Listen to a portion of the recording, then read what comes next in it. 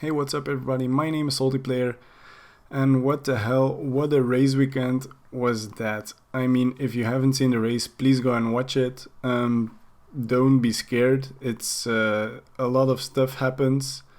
Luckily everybody is okay. Touch wood, I mean, a lot of bad things could have happened this weekend. It was terrifying to watch it live. It was thrilling race, but not in the good way. You know, we like to see thrilling races, at the sharp end, close battles, but this was a near miss, let's say it, and that's an understatement. I'm just going to be talking my topics again: MotoGP, Moto2, Moto3. I have two discussion points. First one is the Dovi and Ducati split. I mean, who saw that coming? I think a lot of people. And also the crashes that happened. I have something to say about those. But for the rest, I'm just gonna talk. I'm not gonna be too visual. If you have any comments, please, in the comment section, you already know. Please, we can have a discussion. We can talk about stuff. And I hope you enjoy. Have a great listen.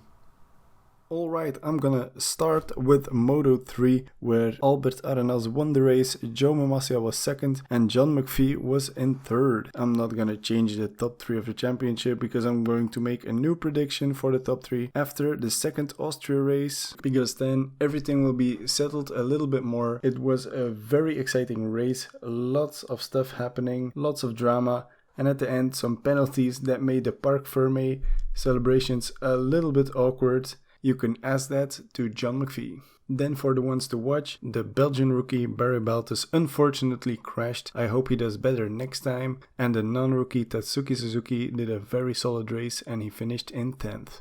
Then I have an honorable mention for Dennis Onchu, who did a very nice race at the front and he finished in 8th at the finish line. Same goes for Darren Binder, who finished 6th, and finally Joe Mamassia is back at the front with a nice 2nd place. Then I was a bit bummed out by no one actually. And then for the race one, I gambled on Arenas and I got that one right, so yay for me. For the second race, I think John McPhee will clinch the win.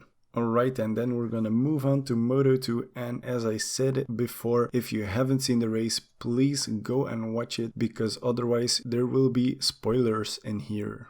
So the winner was Jorge Martin, Luca Marini was in 2nd, and Marcel Schrotter was in 3rd. A lot of stuff happened during the race. There was a high side of Bastianini in the first corner, and then coming out of the slipstream, Hafiz Siarin rode into the back of the bike, or rode into the bike that was lying in the middle of the track. Very horrific scenes. I know everything is alright with Siarin because he showed a video on his Instagram or something, so I'm glad he's okay, because it looked like a very nasty crash, and I hope such things don't happen in the future anymore. But then there was a 13 lap restarted race where, as I said before, Jorge Martin shot out of the starting blocks and he won the race. Then for the ones to watch, Aaron Canet, again a nice 9th place for him, and again in the points, very nice for a rookie. And for the non-rookies, unfortunately Tetsuta Nagashima, he crashed out of the race. Then I have an honorable mention for Jorge Martin with his first win of the season. He started off slow in the season but now is back on track. And also a nice 3rd place for Marcel Schrotter, very glad for him. And a solid 5th place for Xavi Vierge. I'm a bit bummed out for Nagashima with his crash, and also for Remy Garner with his crash, who started from pole, very unfortunate.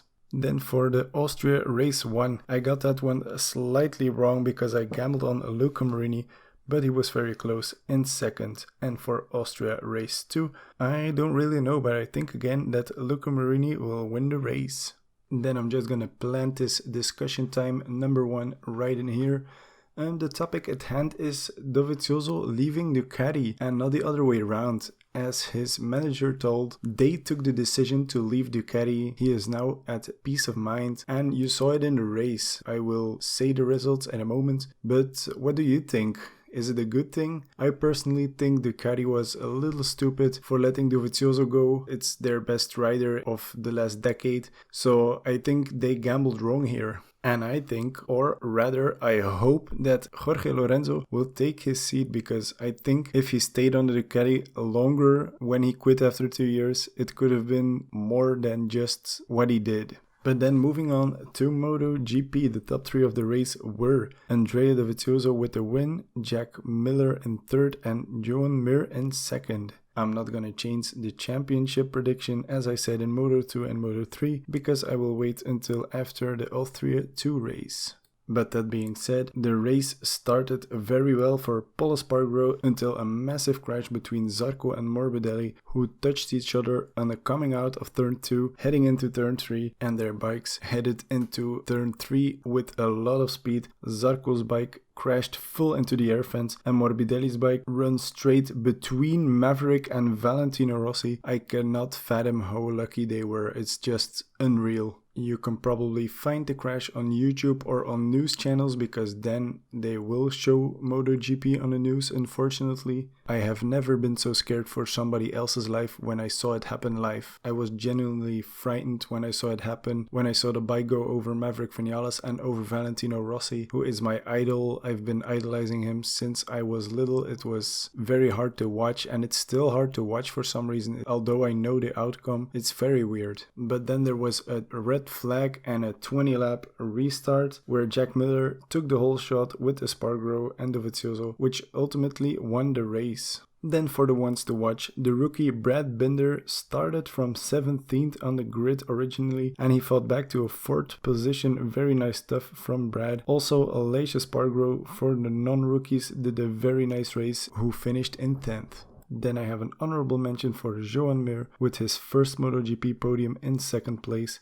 And as I said, Brad Binder with a nice race to 4th position, and Jack Miller with his 3rd, leaving his Austria disasters behind him. And not to forget a nice 9th place for Iker Lecuona. Then I'm a bit bummed out for Pol Espargaro, who again crashed and took Oliveira with him. They both went down, and also a bit bummed out for Rins with his crash out of the lead, very unfortunate, and Quartararo for his mistake in the first race, and then finishing ultimately in 8th position after the restart, and Vinales, who took the restart and fell back to the last position and then ultimately finished 10th. Then my Austria race 1 win, I got that one right with Dovizioso, and I'm going for him again in race 2 because I think he will just do it again. And then for the last discussion topic is for the track safety after we've had these 2 horrible crashes. What do you think about the track safety? Does it need to change? Was it somebody's fault? Let me know in the comments. If you like this, please subscribe, and I will hear you guys the next time. Goodbye.